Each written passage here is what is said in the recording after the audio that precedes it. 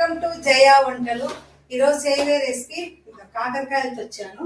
కాకరకాయతో చేస్తా. కాకరకాయ అంటే వద్దని దూరం పోయేతలు కూడా ఒట్లు వేసుకుని తింటారు. రండి రండి, ఇప్పుడు ఎలా కట్ చేయాలో చూపిస్తాను.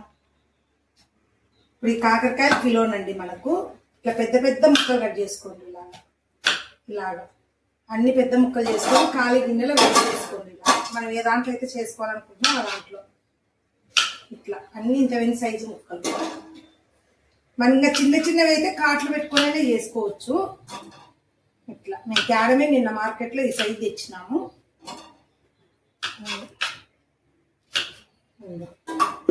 ఇలాగన్నీ కట్ చేసుకోండి. పెద్ద ముక్కలు కోసుకోవాలి. ఏ కాకరకాయలో ఈ సైజు ముక్కలాగా కోసుకోండి. కాకరకాయ మనం పొట్టు తీయాల్సిన అవసరం లేదండి. నీట్గా కడుక్కొని మనం ఇలా పెద్ద ముక్కలు చేసుకొని కడుక్కోవాలి. ఇది రెసిపీ చేయబోయే ముందు మీకు మంచి రెసిపీతో ముందుకు వచ్చాను. తిననోళ్ళు కూడా తింటారండి ఇలా చేసుకుంటే. మీరు నచ్చితే లైక్ చేయండి, షేర్ చేయండి, సబ్స్క్రైబ్ చేయండి.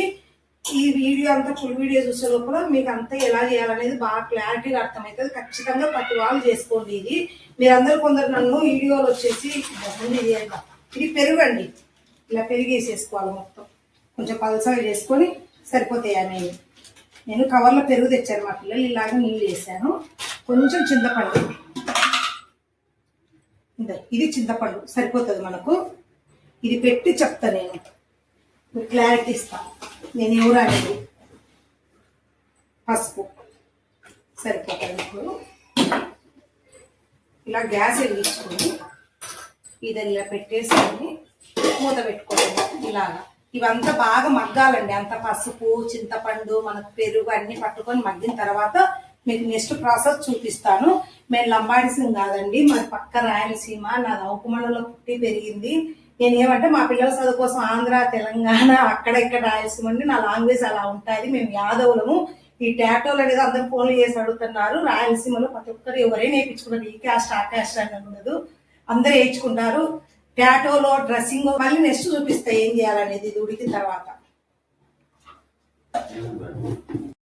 ఇదండి అంతా మొత్తం మనం వేసింది చింతపండు, పెరుగు, ఇదంతా చూడండి. పసుపు ఇదంతా వేసాం కదా. ఇలా అంతా మగ్గిపోయి అలా అవ్వాలన్నీ మొత్తము. ఇప్పుడు మనం గ్యాస్ కట్టేసుకొని ఆయిల్ డీప్ ఫ్రై చేయాలి. మళ్ళా మనం పకోడీ లాగా వేయించాలి. అది పకోడీ లాగా. వీటి పక్కకి పెట్టుకొని ఈ ఆయిల్ పెట్టుకుందాం. మనం ఆయిల్ పెట్టాక చూపిస్తా చూడండి. అన్ని ఎక్కి వచ్చినాయి. ఇలా రావాలంట మొత్తం అంతా ఇంకిపోవాలి. ఇవి నూనెలో మనం ఇప్పుడు ఫ్రై చేయాలి. పొడియాలాగా చూడండి. పొడియాలాగా అనుకోండి, ఎట్లా అనుకోండి. అన్నింటిలో వేసిన తర్వాత మిగతా ప్రాసెస్ చూపిస్తాను నేను. రెడీ అయింది కదా. ఈ కాకరకాయ వేసేసుకోవాలి.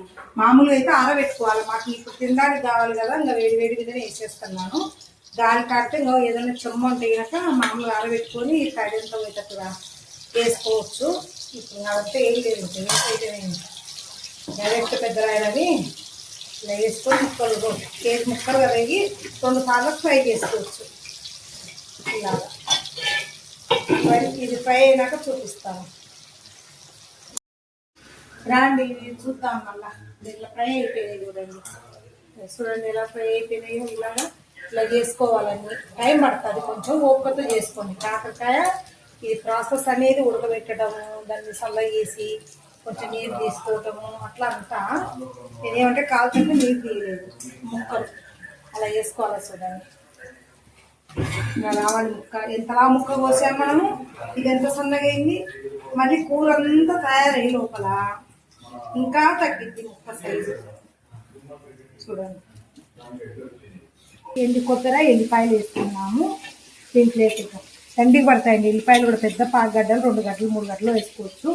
ఎన్ని గడ్డలు వేసుకుంటే అంత ఉంటాయి. దీంట్లో కొంచెం జీలకర్ర, కారం వేసుకోవాలి.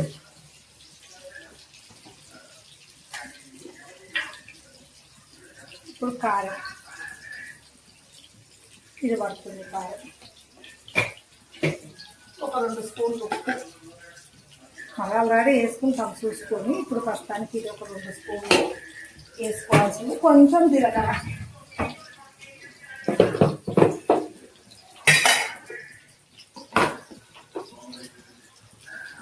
ఇది జీలకర్ర వేసుకున్నాం. సాల్ట్ ఇవన్నీ మిక్స్ పట్టుకొని అవి ఫ్రై అయిన తర్వాత ప్రాసెస్ చూపిస్తాయి ఎలా చేయాలనేది.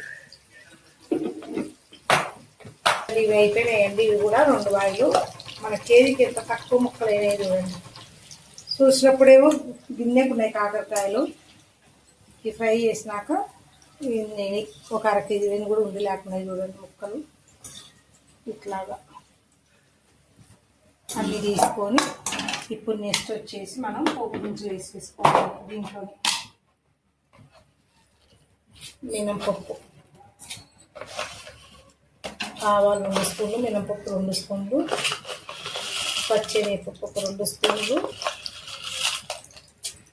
జీలకర్ర ఒక 2 స్పూన్లు, ఇది ఇంగువ,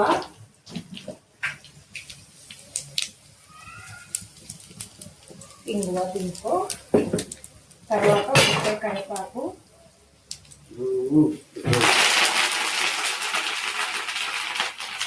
ఇవన్నీ ఫ్రై చేసుకోవాలి.